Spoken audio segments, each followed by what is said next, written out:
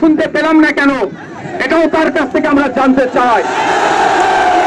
আপনি 10.5 কোটি মানুষের মুখ্যমন্ত্রী, কোন একটা নির্দিষ্ট যারা ভোট দিয়েছে তাদের নয়, কিন্তু যে 27 লক্ষ মানুষ আজকে আতঙ্কে আছে, তারা কোথায় যাবে?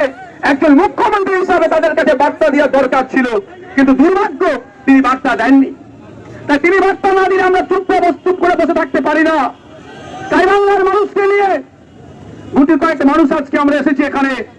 আমরা এখান থেকে ইসিআই অফিসে যাব, ইসিআই সিও স্যারের অফিসে যাব, সেখানে আমাদের ডেপুটেশন দেব। আমাদের একটাই দাবি, দ্রুততার সাথে এই 27 লক্ষ যে নাম ডিলিট হয়েছে এই মামলা নিষ্পত্তি করে এদের ভোটার লিস্টে নাম তুলতে হবে। পাকামো হচ্ছে, কারো বাবার নাম দিয়ে ছেলে পার হয়ে গেল, মেয়ের ভোটার লিস্টে নাম এসে গেল, বাবার নামটা ডিলিট হয়ে গেল। অবাক কাণ্ড, বাবার নাম আছে, ছেলে মেয়ের নাম ডিলিট হয়ে গেল। এই অবাক কাণ্ড, মানে যার ইচ্ছা পেরেছে নাম লিখে ডিলিট করেছে। তাই বন্ধুগণ, আপনারা ধন্যবাদ জানাবো। এই বৃষ্টি, প্রথমে রোদ ছিল, রোদকে উপেক্ষা করে বৃষ্টিকে উপেক্ষা করে আমরা ধর্মতলায় এসে পৌঁছেছি। আজকে আমাদের এখান থেকে একটা টিম ডেপুটেশন দিতে যাবে। তারপরে কি হলো না হলো স্বাভাবিকভাবে এসে জানাবার দরকার, কিন্তু এই বৃষ্টিতে আপনাদেরকে আমি আর আটকে রাখবো না। বক্তব্য শেষের সাথে সাথে আপনাদেরকে বলবো বাড়ির পথে রওনা দেবেন। আর কি হলো না হলো ওটা social media, mainstream media, ISF এর পেজ, বিভিন্ন আইডি থেকে আপনারা জানবেন। আমাদের নেতৃত্বের মাধ্যমে কি আলোচনা হয়েছে আপনাদের কোটা জানিয়ে দেওয়া হবে। তবে একটাই কথা, একটাই আমাদের দাবি, সেটা হচ্ছে দ্রুততার সাথে এই মামলা নিষ্পত্তি করে এই 27 লক্ষ যে নাম আছে তাদের ভোটার লিস্টে নাম তুলতে হবে। নতুন নতুন মন্ত্রিত্ব পেয়ে অগ্নিমিত্রা পল মহাশয়া বলে ফেলেছিলেন কি, যাদের নাকি লিস্টে নাম ডিলিট হয়ে গেছে তারা সুবিধা পাবে না। তারপরে কিন্তু সেটা তিনি প্রত্যাহার করে নিয়েছিলেন। আমরা এর প্রতিবাদ জানিয়েছিলাম। আজকেও বলছি, অগ্নিমিত্রা পল মহাশয়া, ভোটার লিস্টে নাম থাকার সাথে নাগরিকত্বের কোনো প্রমাণ হয় না।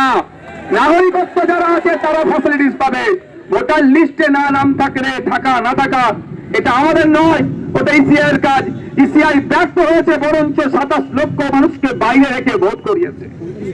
তাই মাননীয় অগ্নিমিত্রা পল মহাশয়াকে বলবো, একটু মমতা ব্যানার্জির দিকে দেখুন। আপনার মতো তিনি একজন ভদ্র মহিলা ছিলেন, আজকে তিনি প্রাক্তনের তকমা নিয়ে ঘুরছে। ক্ষমতা এসেছেন বলে না মানুষকে মানুষ ভাবতে হবে। আপনাদের হাতে সরকার আছে মানে এ নয় যে যার ইচ্ছা তাকে প্রকল্প দেব আর আমার মনে হলো এই প্রকল্প বাতিল করে দেব। এটুকু মাথায় রাখবেন, দেশ চলে কারো কথা পেরাই সংবিধানে। নাগরিকত্বের কথা বলা আছে, আমরা ছেড়ে কথা বলবো না। আমি দেখছিলাম হাওড়া, শিয়ালদা, বিভিন্ন জায়গায় আমরাও প্রতিবাদ করেছি। যা ইচ্ছা তাই করে হকার দিকে উচ্ছেদ করছে। এই রাজ্যের বর্তমান যিনি মুখ্যমন্ত্রী আছেন, তিনি 2 বছর আগে বিরোধী দলের আসনে বসতেন, বিরোধী দলের নেতা ছিলেন। তিনি সেই সময় বলেছিলেন এইভাবে হঠাৎ করে তাদেরকে তুলে দেওয়া উচিত নয়। আর হঠাৎ করে দেখছি আমরা তফসিয়াতে যে বুল্লিজাল নিয়ে হাজির হয়ে গেছে। এই পশ্চিম বাংলার মাটিতে এই সরকার প্রথম বুল্লিজাল নিয়ে এসেছে, আর ওই বুল্লিজালকে আমরা সামনে দেখে আইনের মাধ্যমে আসতে দিয়েছি। আমরা জানিয়ে রাখি, বর্তমান যে নতুন সরকার এসেছে, সরকারের যে গঠনমূলক কাজ হবে অবশ্যই সেগুলোকে সাধুবাদ জানাবো। আর যেগুলো নাগরিকের বিপক্ষে যাবে তার চরম বিরোধিতা করবো। মাঠে বিরোধিতা যেমন হবে ঠিক সাথে সাথে আইনি লড়াই করতে হবে। 1 ইঞ্চি ছেড়ে কথা বলা হবে না। মানুষের ভোটে নির্বাচিত সরকার জনগণের কথা ভাববে, পুঁজিপতিদের কথা যদি ভাবে, কর্পোরেটদের যদি কথা ভাবে, তার বিরুদ্ধে গণতান্ত্রিক প্রক্রিয়ায় লড়াই সংগ্রাম জারি থাকবে। রাজি আছেন? রাজি আছেন তো নাকি?